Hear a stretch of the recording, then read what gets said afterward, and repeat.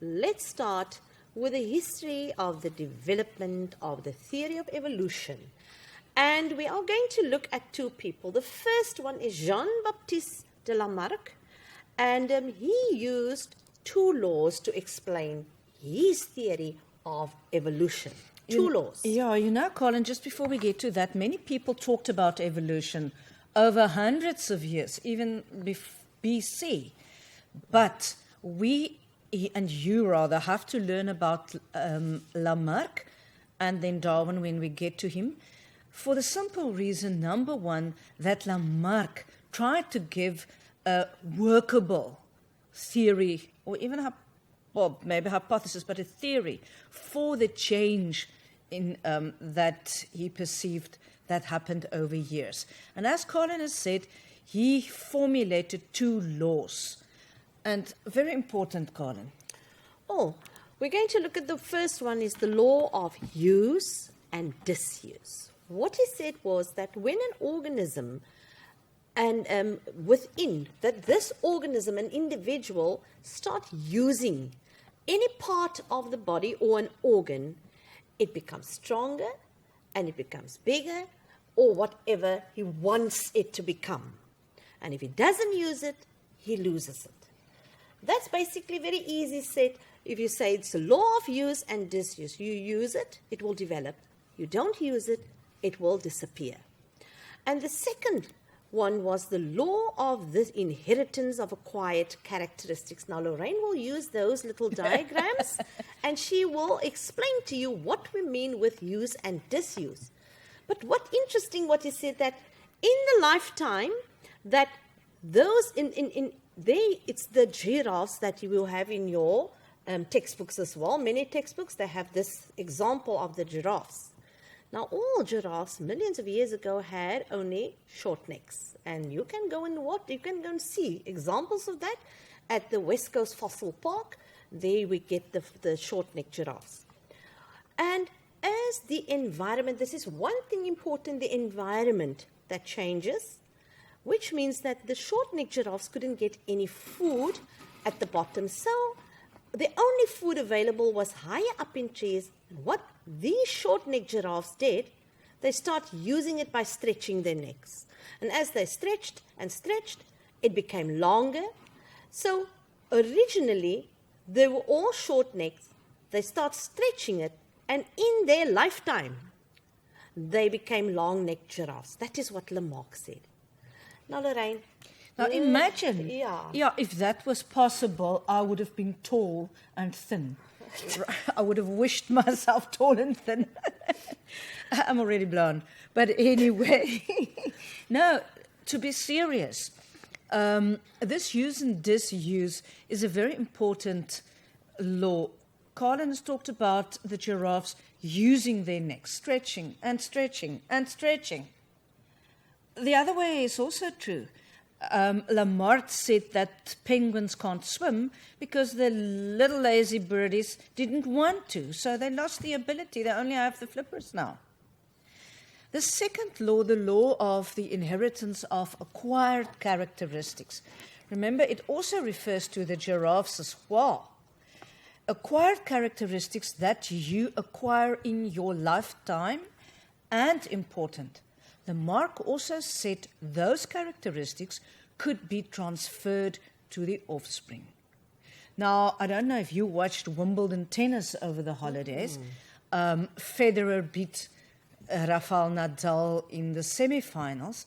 And if you look at Nadal closely next time you see him on TV, he's a left-hand player and he's got a very hefty left arm, very muscular, much more than his right arm.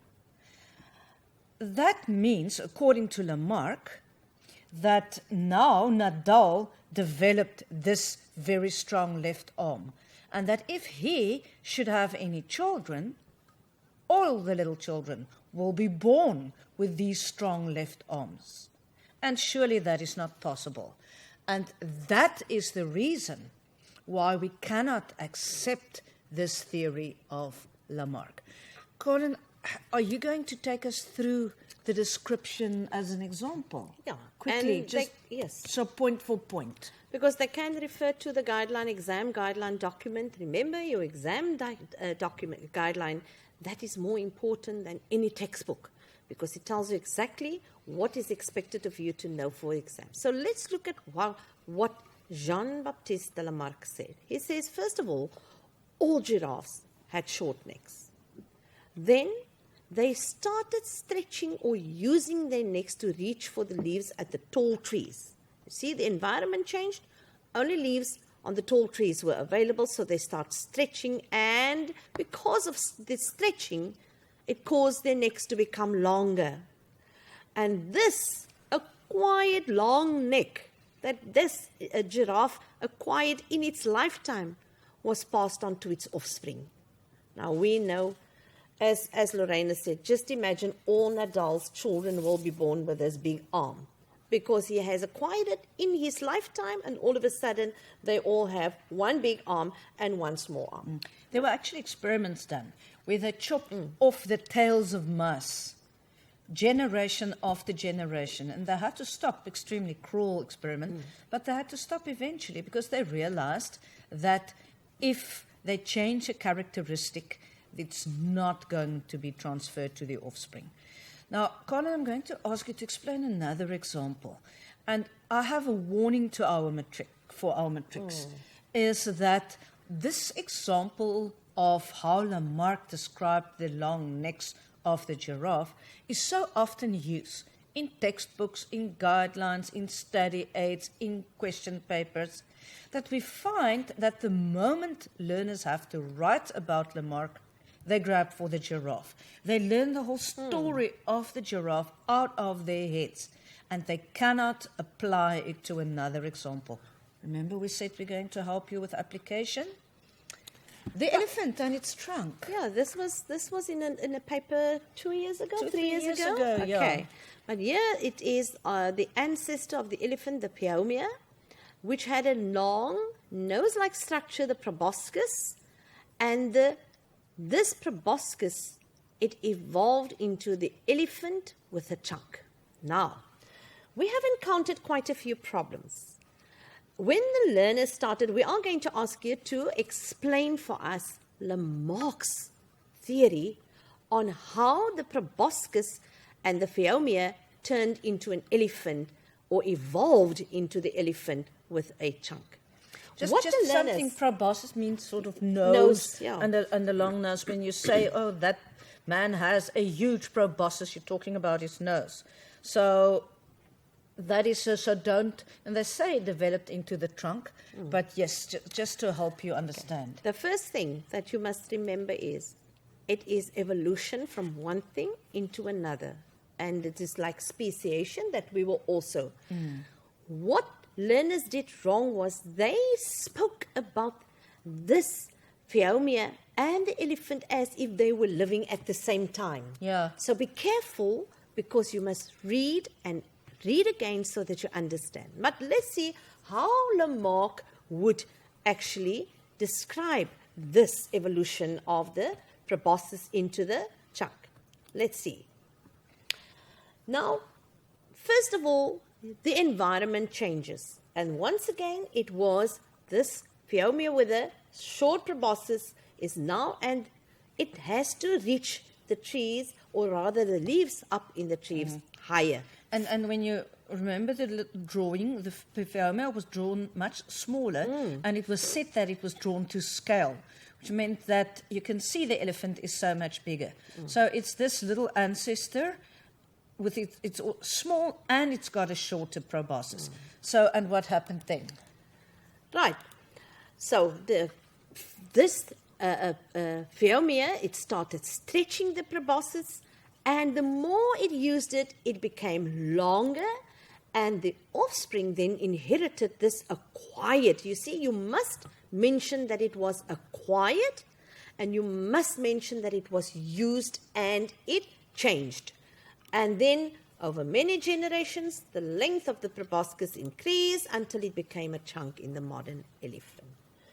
It's all you do. You apply the two laws, but use the example given. Now you can't talk about giraffes. You have to use the example given in the exam. Yes, and that is so important. We can't emphasize that enough. Look at the example and then apply what you know. And we had a snake question some time ago about losing the legs and not having legs anymore, but just slithering. And through his goodness, halfway through the answer, many of the snakes started reaching and stretching their necks to reach leaves in trees. So you forget to concentrate. I've said before, and now too, and we talk about Lamarck. Lamarck's theory is not acceptable for two important reasons. In the first place is we cannot inherit acquired characteristics. What does acquire mean? Acquire means to get. I'm getting it now.